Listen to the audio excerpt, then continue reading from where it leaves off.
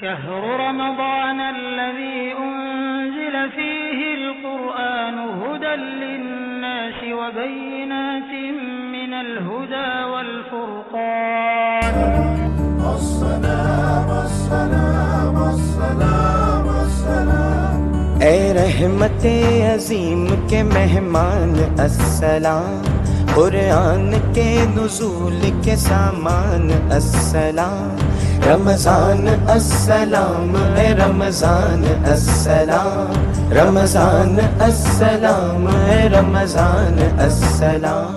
وقال الرسول يا رب إن قوم اتخذوا هذا القرآن مهجورا۔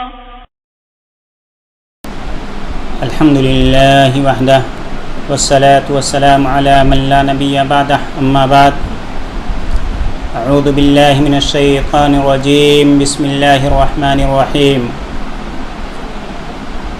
ومن يقنت منكن لله ورسوله وتعمل صالحا نؤتها أجرها مرتين وأعتدنا لها رزقا كريما۔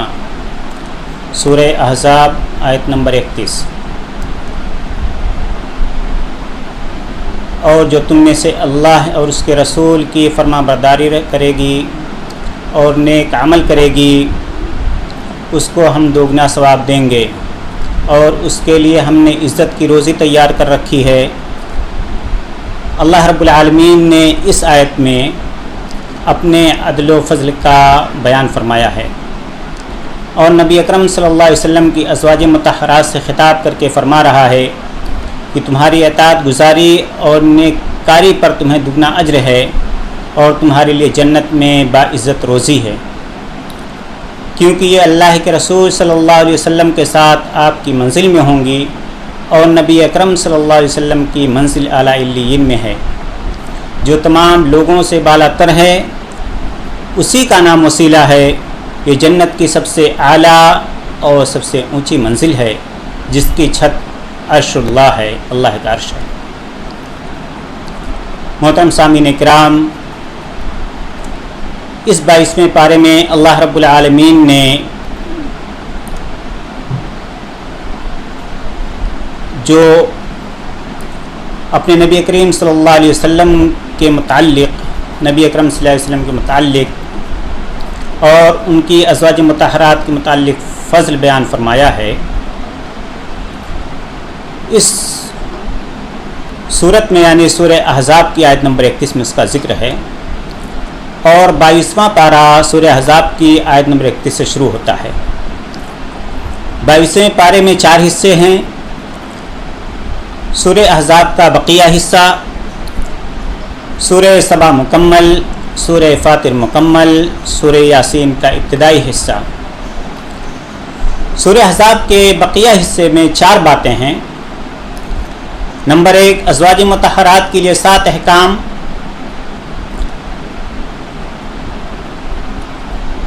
نزاکت کے ساتھ بات نہ کریں۔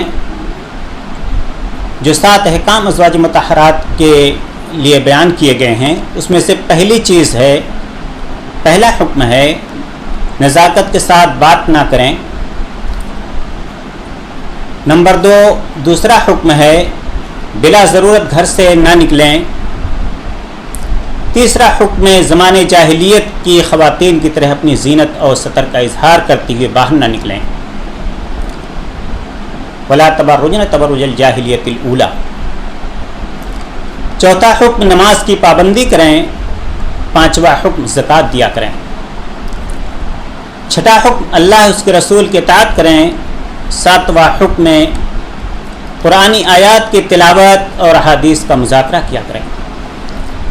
اللہ رب العالمین نے سورہ احزاب کی ان آیتوں میں ایک اہم پیغام دیا امت مسلمہ کو کہ وہ اپنی زندگی کو قرآن حکیم اور نبی کریم صلی اللہ علیہ وسلم کی حدیث کے مطابق گزاریں، اور قرآن حکیم نبی کریم صلی اللہ علیہ وسلم کی حدیث کے مطابق کیسے گزاریں گے؟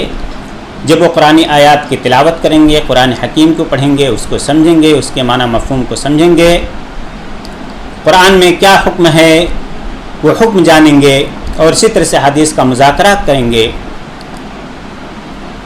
احادیث کو پڑھیں گے، احادیث میں اللہ کے نبی صلی اللہ علیہ وسلم نے کیا حکم دیا امت کو، وہ جانیں گے جب یہ ہو سکتا ہے۔ مسلمانوں کی 10 صفات کا ذکر بھی ہے، اسی صورت کے اندر مسلمانوں کی 10 صفات کا ذکر ہے۔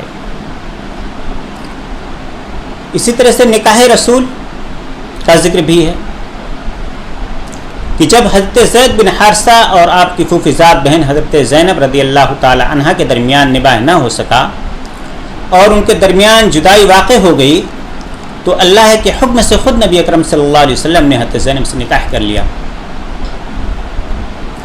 کیونکہ زید بن حارثہ یا نبی کریم صلی اللہ علیہ وسلم کے حقیقی بیٹے نہیں تھے بلکہ منہ بولے بیٹے متبنہ تھے، اور متبنہ کی بیوی سے نکاح جائز ہے۔ نمبر 4، نبی صلی اللہ علیہ وسلم پر درود و سلام کا حکم بھی اس میں ہے، یا ایھا الذین آمنوا صلوا علیہ وسلموا تسلیما۔ سورہ سبا میں 2 باتیں ذکر ہیں۔ نمبر 1 حضرت داؤد اور حضرت سلیمان علیہ السلام کا قصہ۔ نمبر 2 اہل سبا کے غرور کا تکبر کا واقعہ۔ اہل سبا نے جو غرور کیا، تکبر کیا، اس کا انجام کیا ہوا وہ واقعہ بھی اس سورہ سبا میں جو مکمل ہے اس بارے میں 22 پارے میں اس میں ذکر ہے۔ اسی طرح سے سورہ فاطر میں 2 باتیں ذکر ہیں، 2 باتوں کا ذکر سورہ فاطر میں ہے، اہم باتوں کا۔ نمبر 1 توحید کے دلائل، نمبر 2 مسلمانوں کے 3 گروہ، وہ مسلمان جن کے گناہ زیادہ ہوں، نیکیاں اور گناہ برابر ہوں۔ نمبر 2 وہ مسلمان جن کی نیکیاں اور گناہ برابر ہوں۔ نمبر 3 نیکیاں زیادہ ہوں، یعنی مسلمانوں کے 3 گروہ کا ذکر ہے۔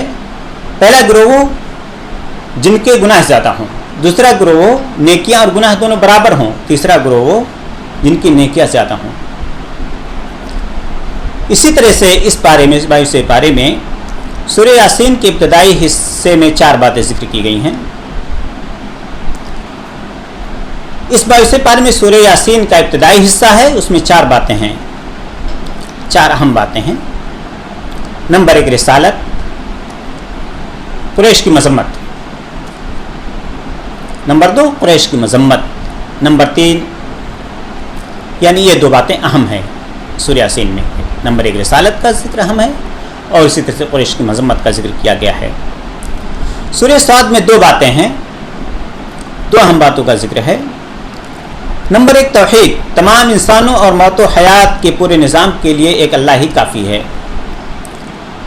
دوسری اہم بات جو سورہ صاد میں ذکر کی گئی ہے وہ ہے رسالت، یعنی نبی کریم صلی اللہ علیہ وسلم کو تسلی، قریش کی مذمت، تسلی کے طور پر حضرت داؤد علیہ السلام کے شکر کا قصہ اور حضرت ایوب علیہ السلام کے صبر کا قصہ اور دیگر انبیاء کرام کے قصے۔ یعنی نبی کریم صلی اللہ علیہ وسلم کو جب رسالت دی گئی، اللہ رب العالمین نے رسول بنا کر کے دنیا میں بھیجا۔